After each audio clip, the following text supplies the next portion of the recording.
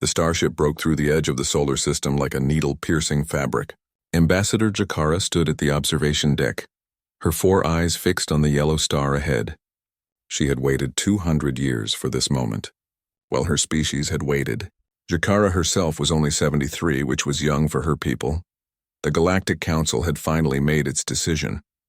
After centuries of debate, committee meetings, and careful consideration, they had agreed to offer humanity a place among the stars. Jakara carried the official invitation in a crystalline data cube that hung around her neck. It felt heavy, though it weighed almost nothing. "Ambassador, we are approaching the 3rd planet," her pilot announced. His voice sounded strange, uncertain. But something is wrong. Jakara moved closer to the viewing screen. Earth hung in space like a blue and green jewel, just as the old human transmissions had shown. White clouds swirled across its surface. The continents looked the same. Everything appeared normal. "What is the problem?" she asked. "There are no communications, no radio signals, no responses to our hails." The pilot adjusted his instruments, mandibles clicking nervously. "The planet is silent." A cold feeling spread through Jakara's chest. She had studied humans for decades. They were loud, energetic, constantly broadcasting into space. Even their entertainment programs leaked into the cosmos. Silence was not a human trait. "Take us closer." "Scan for life signs." The ship moved into orbit, its sensors sweeping across the planet below. Cities still stood on every continent. Lights glowed in some places, though it was daytime on that side of the world. Roads connected everything in vast networks, but the sensors told an impossible story. "No human life detected," the pilot said quietly. "No humans anywhere." Jakara felt her breathing tubes constrict. "That cannot be correct. Scan again. Check for underground settlements, ocean habitats, anything." They scanned for 6 hours. The results never changed. Earth held no humans. Not a single one, but the planet was not dead. Automated systems still functioned. Power plants generated electricity. Water treatment facilities operated. Traffic lights changed colors in empty streets. Somewhere, machines continued their programmed tasks, caring for a world whose makers had vanished. "Check the moon base," Jakara ordered. "And the orbital stations, they found the same everywhere." The moon colony sat perfect and empty, its domed structures intact. Orbital platforms drifted in their proper positions, solar panels gleaming, but no one answered their calls. Mars showed the same pattern. The human colony there stood ready and waiting, but no humans waited inside. Jakara's team spent 3 days searching the solar system. They found human construction everywhere. Stations orbited Jupiter's moons. Mining equipment sat dormant in the asteroid belt. A small outpost on Titan held supplies and equipment, all carefully maintained by tireless robots. But no humans. Not one living human in the entire system. "How long ago?" Jakara asked her science officer. "When did they disappear?" The officer studied the data, running calculations through her computer implants, based on decay rates of organic materials, growth patterns in the automated gardens, and maintenance logs from the AI systems, approximately 50 Earth years ago. Maybe 47, maybe 52. The machines have kept everything running since then. 50 years. Jakara sat down heavily. Humanity had been gone for half a century, and the Galactic Council had not even noticed. They had been too busy preparing the perfect invitation, making sure every word was diplomatically correct, ensuring every species agreed to the decision. "Ambassador," her communications officer called out, "I found something. A beacon hidden in lunar orbit. It activated when we entered the system. Play it." A human face appeared on the screen, male by their biology. He looked tired but not angry. His words came in clear galactic standard, which surprised Jakara. Humans had learned their language without any help from the Council. "Greetings to whoever finally came," the human said. "We left this message for you. We are the last generation of humans to live in the solar system. By the time you hear this, we will be gone. We want you to know that we do not leave in anger. We leave because we cannot wait any longer." The human paused, looking directly into the camera. "For 300 years we called out to the stars. We sent messages of peace and friendship. We shared our art, our music, our stories. We told you about ourselves. We invited you to visit us. We asked to join your civilization." His voice remained calm, but Jakara could hear the pain beneath the words. "You received our messages. We know you did. Your ships passed through our system 17 times over the centuries. Each time we hoped you would stop. Each time you just observed and left. We understand now that you were being careful. You wanted to study us first. You wanted to make sure we were ready. The human smiled sadly, but we could not wait forever. While you deliberated, we grew, we learned, we built. We developed technologies you never taught us because you were not here to teach. We found our own path to the stars. He gestured to something off-screen. 50 years from now, when you finally arrive, we will be gone. Not dead, not destroyed, just gone. We evolved beyond the need for these physical forms. We found a way to exist beyond the 3 dimensions, you know. We tried to share this discovery with you, but you never answered those messages either. The human's expression softened. We waited as long as we could. Some of us wanted to stay, to greet you when you came. But the transformation requires everyone to move together. We could not leave part of humanity behind. So we all went. He reached toward the camera. We leave Earth as it is. Perhaps someday you will find someone new to welcome to the galaxy. Someone else who calls out to the stars. When you do, we hope you answer more quickly than you answered us. Not everyone can wait 200 years. The message ended. The screen went dark. Jakara sat in silence. Her crew said nothing. What could they say? They had arrived with an invitation to a party where all the guests had already left. Ambassador, what do we do? Her pilot finally asked. Jakara looked at the crystalline cube around her neck. The official invitation from the Galactic Council. They had spent 2 centuries crafting it, making it perfect. Every word had been argued over. Every phrase carefully chosen, and it meant nothing now. We search, she said quietly. Humanity did not die, they left. That means they went somewhere. We need to find out where. But Ambassador, our mission was just to deliver the invitation. Our mission, Jakara said, standing up, has changed. The Council needs to know what happened here. They need to understand what we lost by waiting too long. She moved to the viewing screen and looked down at Earth. Beautiful, blue, and terribly empty. Somewhere down there in museums and libraries, humanity had left their entire history. Their art and science. Their dreams and failures. Everything except themselves. Record everything, she ordered. Every detail. The Council spoke too late, but they still need to hear what their lateness cost us all. The ship remained in orbit, scanning and recording. Below them, Earth's machines continued their endless work, maintaining a home for people who would never return. The lights kept shining, the gardens kept growing, and the silence continued, broken only by the mechanical sounds of systems doing what they were built to do, waiting for masters who had stopped waiting long ago. Jakara stood in what had once been the human capital building in a city called Geneva. Dust covered everything, though cleaning robots had tried their best. The machines still worked, but 50 years was a long time, even for good machines. She had called for help. The best minds in the Galactic Council were here now. Xenoarchaeologists who studied dead civilizations. Historians who pieced together the past. Technology experts who understood machines and computers. They all wanted to know the same thing. What had humans discovered that let them leave everything behind? Dr. Venn, an elderly scholar from the Pterixi species, stood beside a human computer terminal. His 6 fingers moved slowly across the interface. Their AI systems are still active, he said. And they are very cooperative, almost eager to talk to us. Can they tell us what happened? Jakara asked. They can tell us everything. The humans left instructions. They wanted us to understand. Over the next weeks, the team worked through massive amounts of data. The AI systems opened every file, every record, every personal diary. Humans had documented everything. They loved recording their lives. The picture that emerged made Jakara feel sick with regret.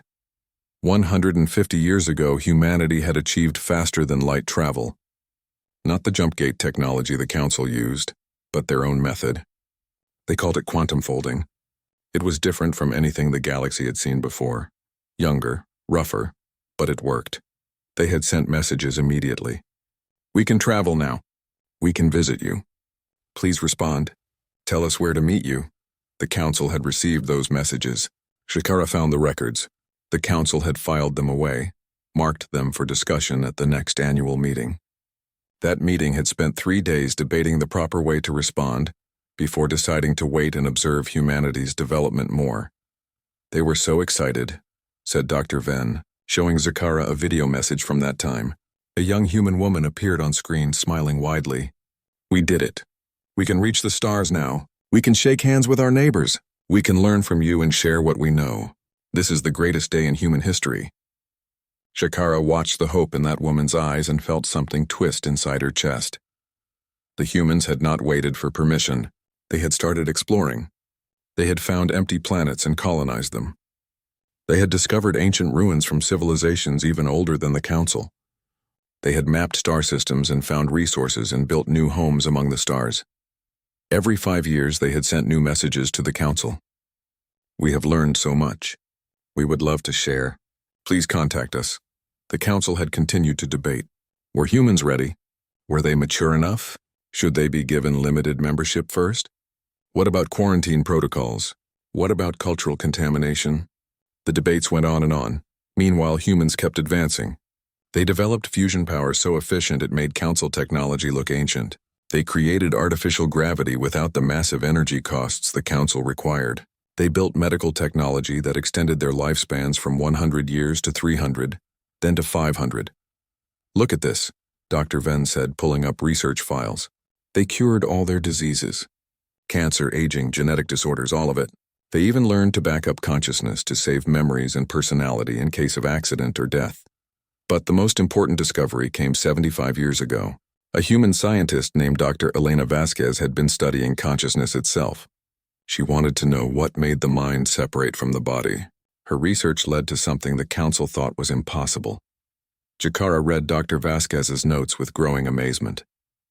The woman had discovered that consciousness was not locked to biological matter. It could exist as a form of energy, a pattern that could be transferred, transformed, and freed from physical limits. She found a way out, Shakara whispered. More than that, Dr. Venn said. She found a way to merge human consciousness with something they called exotic matter. It exists in dimensions we cannot see or measure. Once merged, a consciousness can move beyond normal space and time.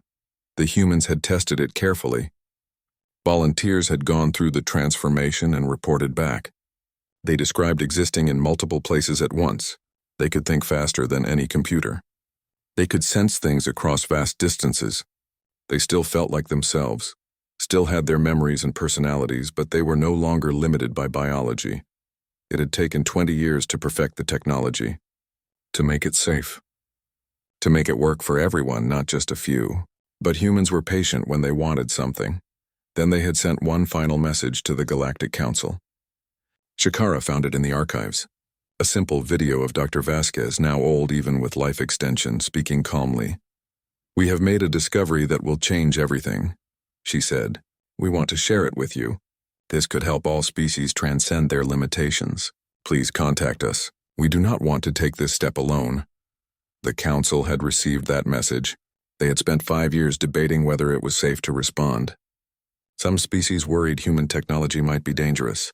Others wanted to study humans more before making contact. They had finally decided to send a small observation team. But the observation team had not left for another 15 years due to budget discussions and crew selection processes. By the time they would have arrived, humanity was already gone. "They waited," Dr. Venn said quietly. "They gave us every chance. They practically begged us to join them."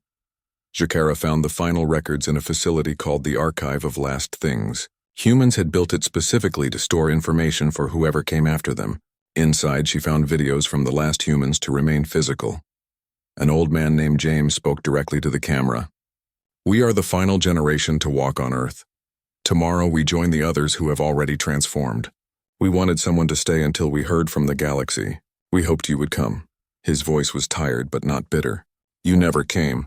Or rather, you took too long. We cannot wait any longer.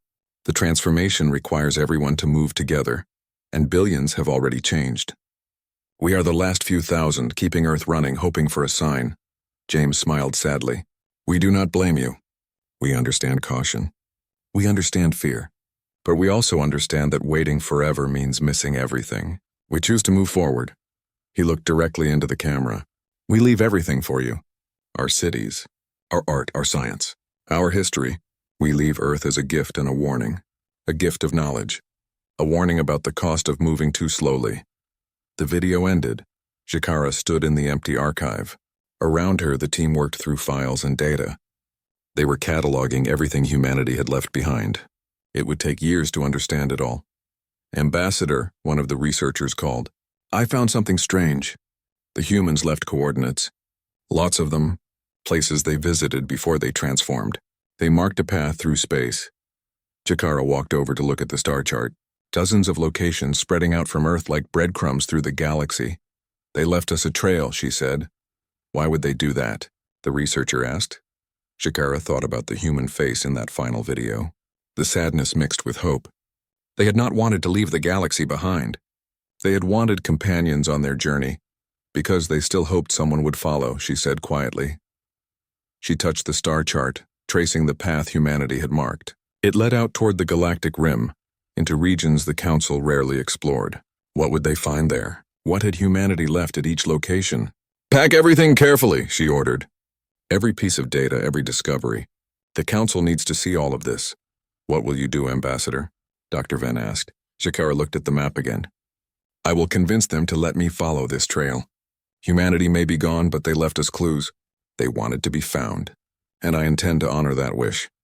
Outside, Earth continued its empty rotation. The seasons changed, rain fell. Plants grew wild in parks that were once carefully maintained.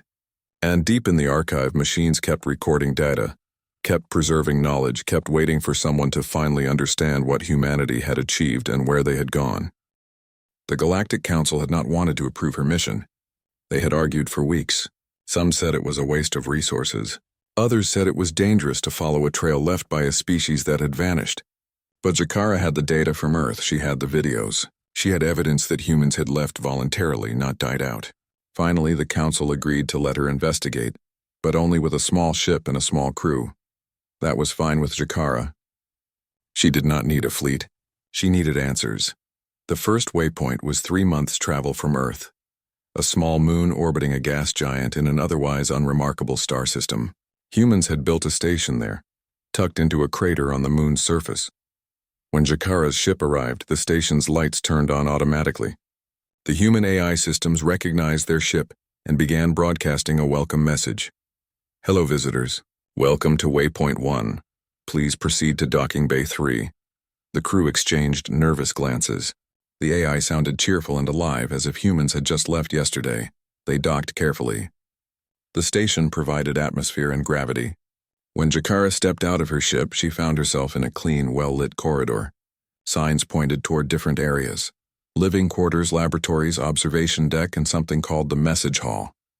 It is maintained by robots, her science officer said, scanning the area. The AI controls hundreds of maintenance units. Everything is in perfect condition. They walked to the message hall. Inside, they found a large room with a single pedestal in the center. On the pedestal sat a crystal storage device, similar to the one Jakara had brought from the Council. But this one glowed with a soft blue light. When she touched it, a hologram appeared. A human woman stood before them, young and smiling. Her appearance was strange, though. She flickered slightly, as if not entirely solid. Greetings, the woman said. I am Sarah Chen, or I was Sarah Chen. Now I am something else.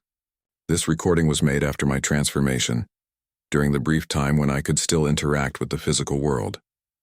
Jakara felt a chill. This was a human who had already gone through the change. If you are seeing this, you found Earth and followed us here. Thank you. That means you care enough to try to understand. We built these waypoints to help explain what happened to us, to show our journey. Sarah's form flickered again. The transformation is difficult to describe. Imagine being able to think in directions that do not exist in normal space. Imagine sensing things that have no physical form. I am still me. I still remember my childhood, my family, my favorite food. But I also experience reality in ways that biology never allowed. She gestured around the room. This waypoint marks where we made our first major discovery after leaving Earth. We found something in the quantum foam of space itself. Patterns, structures, evidence that consciousness can exist independent of matter. We were not the first to discover this. We found traces of others, ancient species who had transformed millions of years ago. The hologram changed, showing strange mathematical equations and dimensional diagrams that made Jakara's head hurt just looking at them. Your physics cannot explain this yet, but the data is here if you want to study it. We learned that reality has layers. Your Galactic Council exists in the first layer, the physical universe. We moved to the second layer, A place of pure information and energy. Sarah smiled sadly. We wanted you to come with us. We sent messages about these discoveries. We wanted to help all species make this leap together. But you never answered. So we went ahead. The hologram faded, leaving only the glowing crystal and the data it contained. Dr. Venn immediately began analyzing the information. His face changed from curious to shocked to frightened in a matter of minutes. Ambassador, this is impossible. According to our physics, consciousness cannot exist without biological substrate. Apparently, human physics disagrees, Jakara said. They spent 2 weeks at the waypoint, studying everything.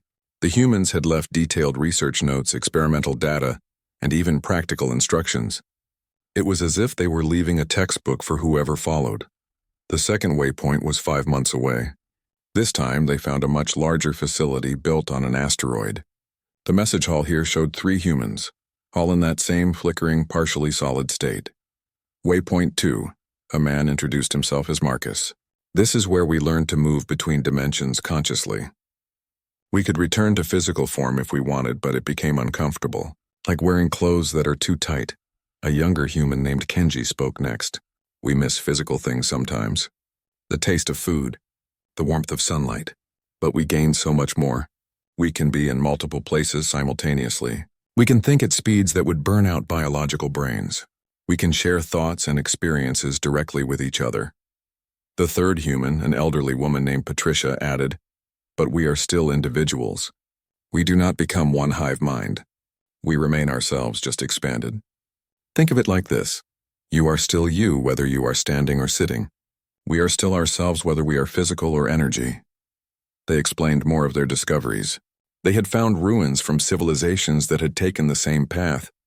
They had encountered other transformed species, though communication was difficult across dimensional barriers. They had mapped out regions of space that existed only when consciousness observed them. Quantum physics was always about observation, Marcus said.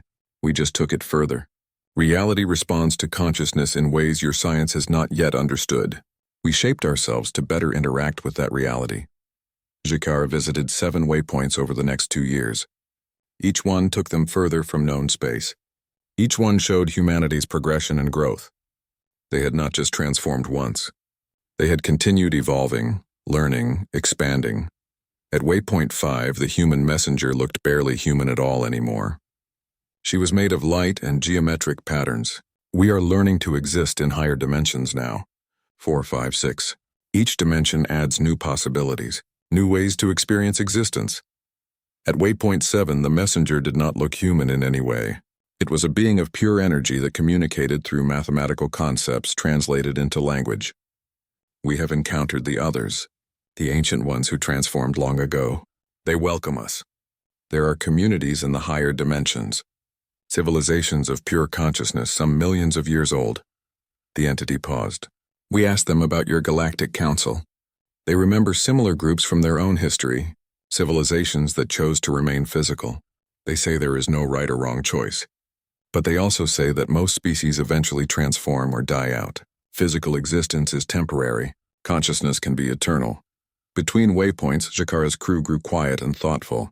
They were seeing something no member of the Galactic Council had ever witnessed.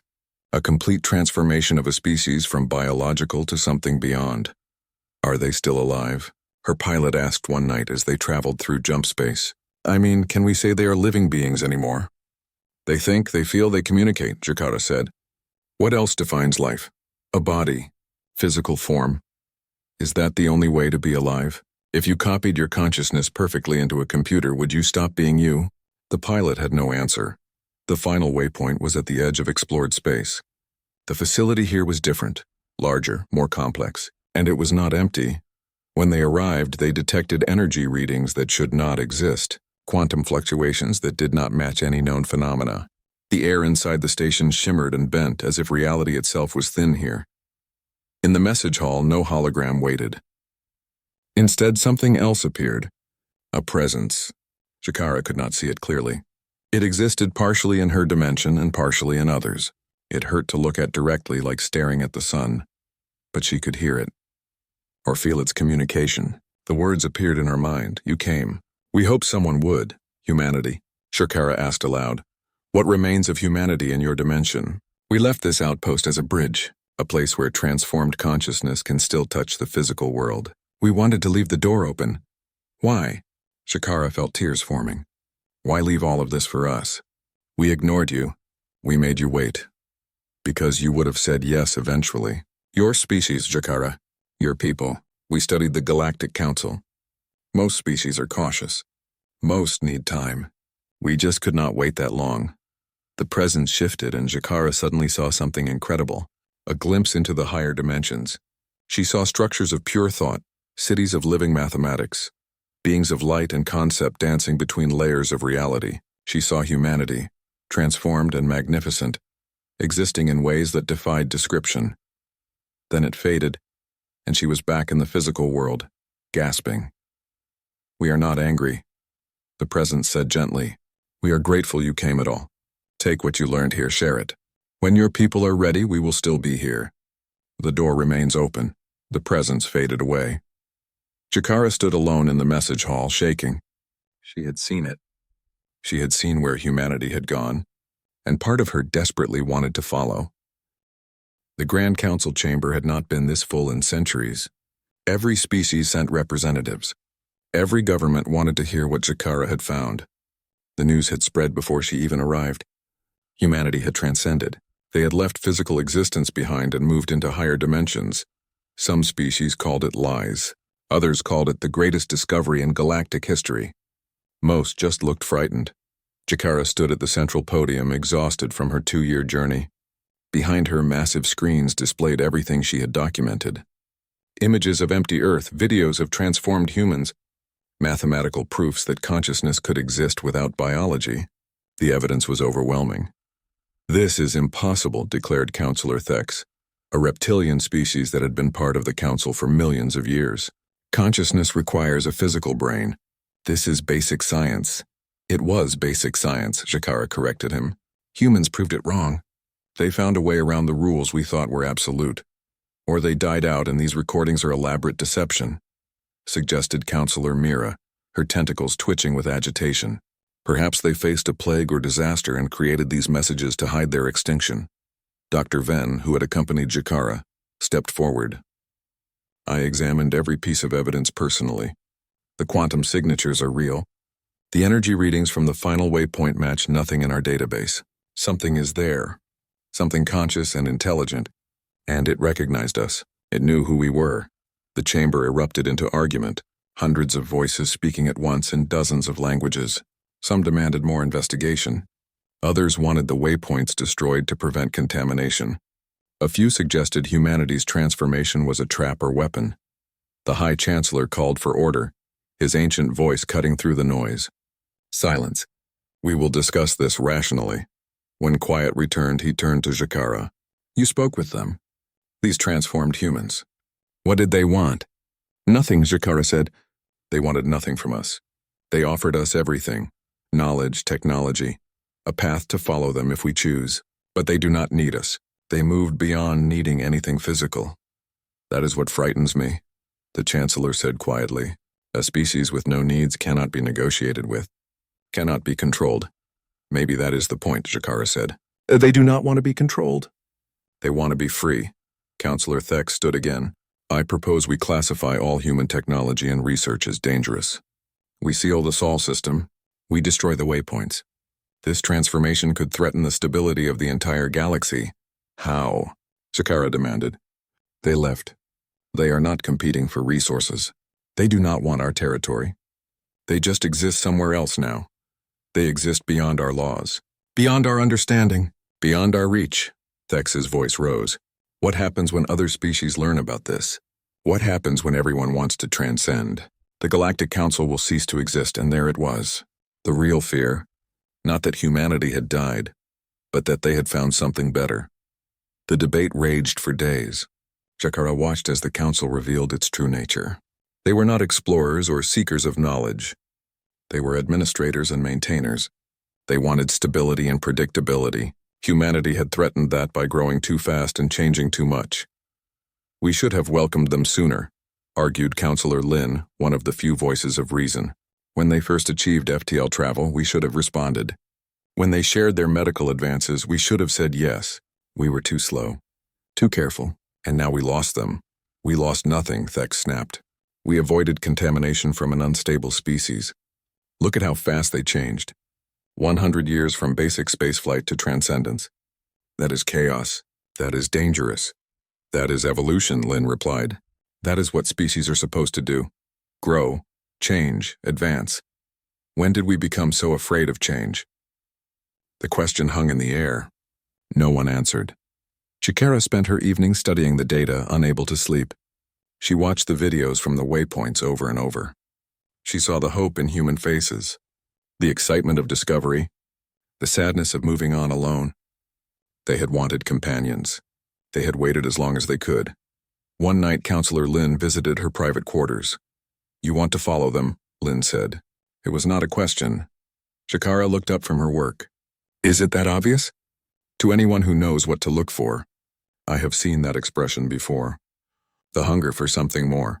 Lynn settled into a chair. My species felt it once long ago. Before we joined the council, we dreamed of exploring unknown space, finding new forms of existence. Then we joined and the dreaming stopped. What happened? We became comfortable, safe. The council provides stability, order, protection, but it also provides stagnation. After 1,000,000 years, we stopped asking what else might be possible. We just accepted that this was enough. Lynn looked at the screens showing transformed humans. But it is not enough, is it? Not for everyone. Humans proved that. They looked at physical existence and asked, what comes next? And they found an answer. The council will never approve following them, Chikara said. No. Thex has enough support to block any further human-related research. He will convince them that studying transformation is too dangerous. The waypoints will be quarantined. Earth will be sealed. In 100 years, this will all be classified as a cautionary tale about the dangers of advancing too quickly. Chikara felt anger burning in her chest. They will erase humanity's achievement. Pretend it never happened. They are afraid, Lynn said simply. Not just of the transformation itself, but of what it represents. Choice. The ability to leave the council behind. If word spreads that transcendence is possible, how many species will choose to remain physical? How many will want to follow humanity? Is that so terrible? For the council? Yes, they have spent millions of years building this civilization. They will not let it dissolve because one young species found a shortcut to enlightenment. Lynn stood to leave, then paused. But I did not come here to discourage you.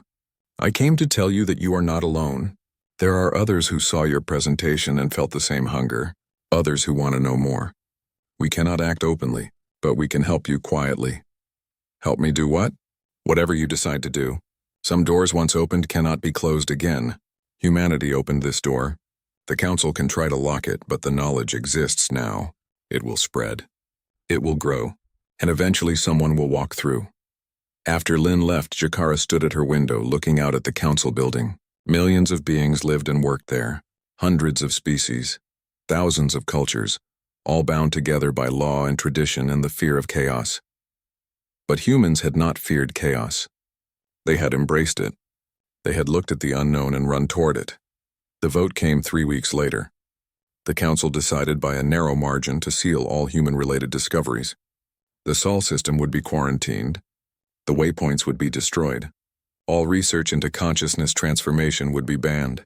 When they asked Chikara to vote, she stood and looked at each council member in turn. I vote no, she said, and I resign from my position as ambassador. Shock rippled through the chamber. Ambassadors did not resign. It simply was not done. You cannot resign during a crisis, the chancellor said. This is not a crisis. This is cowardice. Humanity offered us a gift, knowledge, hope, a path to something greater, and we choose fear instead. Chikara removed her ambassador's insignia and placed it on the podium. I will not be part of this decision. She walked out of the chamber. Behind her, voices rose in argument and confusion. She did not look back. In her quarters, she began packing.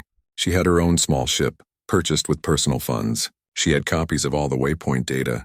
She had coordinates to the final outpost where humanity waited. Going somewhere? Dr. Venn stood in her doorway. You should not be here. Association with me will damage your reputation. My reputation is already damaged. I told several council members that their fears were idiotic. I have also resigned. He smiled. Besides, you will need a science officer if you plan to attempt consciousness transformation. I have not decided to transform. I just want to learn more, to understand what humans discovered. Of course, that is what we all say. Right up until we take the leap. Over the next days, others came. Lynn arrived with maps of unmonitored space routes. A young engineer offered to upgrade her ship's systems. A pilot volunteered to help navigate near the waypoints before the council destroyed them. By the time she departed, Jakara had a crew of 7. All of them willing to risk everything to follow where humanity had gone. The council issued orders to stop them. But the orders came slowly, buried in committee meetings and procedural delays. The same bureaucratic slowness that had cost them humanity now worked in Jakara's favor. Her ship left council space 3 days before the arrest warrants were issued. By then, she was already at the first waypoint, studying the data humanity had left behind. And on her personal computer, she had copied one final message, the words of that first human they had found, the one who had waited until the end. We do not blame you, but we could not wait forever. The invitation came too late. Jakara's ship drifted near the final waypoint, the one at the edge of known space. 3 months had passed since she left the council. 3 months of studying human research, of practicing meditation techniques the humans had developed, of preparing her mind for something it was never designed to understand. Her crew had become close in that time. They shared meals, told stories from their home worlds, and talked late into the night about what they might find. Some were excited. Some were terrified. All of them knew they could never go back. Ambassador Dr. Venn called from his station. We are receiving something. Not a standard transmission. It is coming from somewhere nearby but also nowhere. The readings do not make sense. Jakara moved to look at his screen. The energy patterns danced across the display in ways that defied physics. They were not coming from a point in space. They were emerging from multiple dimensions simultaneously. It is humanity, she said quietly. They are trying to communicate. The message resolved slowly. Not in words or images, but in pure meaning, transmitted directly to their minds. It felt strange and intimate, as if someone was gently placing thoughts inside their heads. Greetings, children of the council. We have been waiting for you.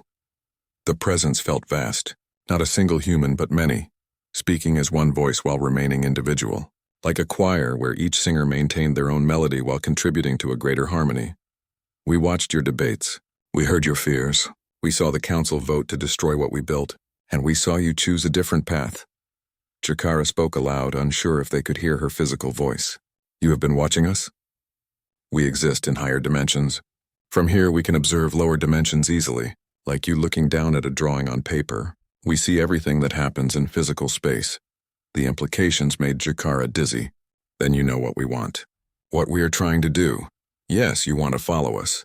To transcend physical existence. To become like we are. The presence paused. But do you understand what you're asking? Do you know what you will lose? We lose our bodies. Our physical forms. More than that. You lose the comfort of limitation. You lose the safety of ignorance. You lose the ability to hide from truth. In the higher dimensions, thought and reality blur together. Your fears become visible. Your desires shape existence around you. There are no secrets, no lies. Just consciousness facing itself directly. Dr. Venn spoke up. But you gain knowledge, power, the ability to exist beyond death. We gain perspective. We understand more, but understanding does not mean happiness. Some of us regret the transformation, some miss being simple and small. The human condition had beauty in its limitations. We lost some of that beauty when we transcended. Another voice joined the presence, younger, more familiar. Jakara recognized it from one of the waypoint messages. This is Sarah Chen. I wanted to speak to you directly. I was one of the first to transform. I can tell you honestly, it is wonderful and terrible. I can think across galaxies. I can see mathematical beauty that would make physical beings weep. I can share experiences with millions of other consciousness simultaneously. But I cannot taste chocolate anymore. I cannot feel rain on skin. I cannot hug my mother, because she transformed too, and we are both patterns of energy now. Sarah's presence felt sad. We do not regret leaving, but we mourn what we lost. Physical existence is precious in ways you only understand after giving it up. So I have to ask, are you sure? Are you absolutely certain this is what you want? Jakara looked at her crew. 7 faces staring back at her. 7 beings who had given up everything to come here. "Can we visit?" she asked. "Can we try the transformation temporarily and then return if we do not like it?" "No, the change is permanent. Consciousness can move from physical to energy, but not back. Once you transcend, you can never be truly physical again. You can project an image, manipulate matter with thought, but you cannot return to simple biological existence." The room fell silent. This was the reality they had not fully faced. Transformation meant giving up everything familiar. Forever. "Why are you trying to discourage us?" Dr. Venn asked. "The council said you were dangerous, that you wanted to convert everyone. But you sound like you want us to stay physical." "Because we learned humility," Sarah said. "We thought transcendence was the answer to everything, the ultimate evolution. But we discovered something out here in the higher dimensions. We found the really ancient civilizations, the ones who transformed billions of years ago. And we asked them, is this the final step? Is consciousness the ultimate form of existence?" What did they say? They said every form of existence has value. Physical beings create things we cannot. You build cities that last millennia. You write poetry that captures a moment perfectly. You form bonds that endure across lifetimes. Transformed consciousness can observe and understand, but we cannot create in the same way. We need physical beings to generate new ideas, new art, new perspectives. The presence shifted again, and suddenly Jakara saw beyond the station. She saw the galaxy as the transformed humans saw it. Not just stars and planets, but layers of reality stacked on top of each other. She saw physical space as the bottom layer. Above it, dimensions of pure energy. Above that, realms of living mathematics. And beyond. Something even the transformed humans could not fully perceive. Higher levels of existence that required even greater transformation. "The universe is not a ladder with one path upward," the presence explained. "It is a tree with many branches. Physical existence is one branch. Energy consciousness is another. There are paths we have not explored, choices we have not made, and maybe some beings are meant to remain physical, to anchor reality itself." The vision faded. Jakara gasped, feeling tears on her face. "We did not want to leave you behind," humanity said. "We invited you to come with us. We would have waited if we could. But our transformation required everyone to move together. We could not leave some of humanity behind, so we all went." "But you leave the door open for us," Jakara said. "Yes. The knowledge exists. The technology works. Any species that wants to follow can follow. But we also want you to know, remaining physical is not failure. It is a choice. A valid choice. The Council has spent millions of years building something remarkable. A civilization of diverse species working together. That has value too." Jakara sat down heavily. Her entire worldview was shifting. She had come here thinking transformation was advancement, that physical existence was a limitation to escape. But humanity was saying something different. They were saying both paths had worth. "What should we do?" she asked quietly. "Whatever you want. That is the gift of consciousness choice. We can show you how to transform. We can teach you what we learned. Or you can take this knowledge back to the Council. Try to convince them that understanding is better than fear. Both paths are open." Jakara looked at her crew again. "I need to discuss this with my people. Take all the time you need. We exist outside time now. For us, a year or a second feels the same." The presence faded, leaving them alone again. The crew talked for days. They argued and cried and laughed. They shared their fears and hopes. Some wanted to transform immediately. Others wanted to return to the Council. Some were not sure. Finally, Jakara made her decision. She stood in the message hall of the final waypoint alone. Her crew waited on the ship, respecting her choice. Each of them would make their own decision in time. A portal stood before her. The humans had built it using their technology. One step through and she would begin the transformation. There was no going back. "Are you ready?" humanity asked. "No," Jakara said honestly. "But I am choosing anyway. I spent 200 years serving the Council. Being cautious, moving slowly. I am tired of waiting for the perfect moment. I want to know what you know. I want to see what you see. Even knowing you can never return." Even so, she thought about her homeworld, her family, her friends. She sent them all messages before coming here. She told them she loved them. She told them goodbye. "Will I still be me?" she asked. "Yes, your memories remain. Your personality endures. You will be Zakara, just expanded. More than you were, but still you. She stepped toward the portal. Behind her, the physical universe waited, billions of beings living normal lives. The Galactic Council debating and discussing. Her crew trying to decide their own paths. Ahead of her, the unknown. Higher dimensions. Transformed consciousness. Humanity waiting to welcome her. One question, she said. Did you leave Earth as a warning or a gift? Both. We left it perfect and empty to show what happens when others move too slowly. But we also left all our knowledge, all our art, all our history, so whoever came next could learn from us, could avoid our mistakes and build on our successes. And you hope someone will follow you? We hope someone will choose their own path, whatever that path may be. Follow us or stay physical or find a third option we never imagined. Just choose.